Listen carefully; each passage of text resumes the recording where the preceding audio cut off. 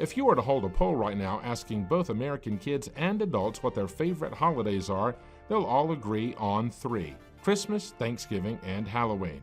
As a matter of fact, a poll was conducted by Harris Interactive in 2011 that asked 2,462 adults what their favorite holidays were, and all ranging from 18 to 34 gave the above 3 holidays almost unanimously.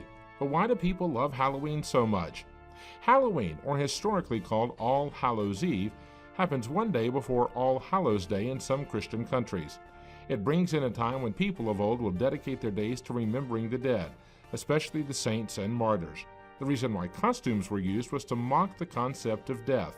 Like Christmas, this is another festival of pagan origins, as it may have been derived from a Gaelic ritual called Samhain.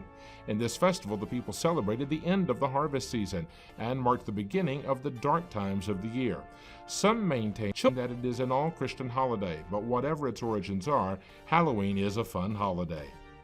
Children and adults can both appreciate this holiday because, like Christmas, there are special traditions for each group of people. For children, the favorite pastime is to go around trick-or-treating while wearing costumes. This practice involves the children going from door to door yelling the phrase, "Trick or treat!"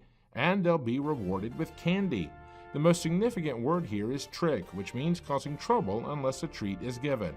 The practice of trick-or-treating seems to have been derived from an old British and Irish custom where the poor would go from door to door singing songs for the dead in exchange for bread and cakes. This custom was called souling. The wearing of costumes has Celtic origins, and the spirits of the dead were impersonated. Around the late 19th century to the early 20th century, these practices came to North America. It began to take off like wildfire and evolved into the trick-or-treating we have today. Candy is given out now, but in the old days, candied apples were given out because traditionally one was to abstain from meat eating on that day.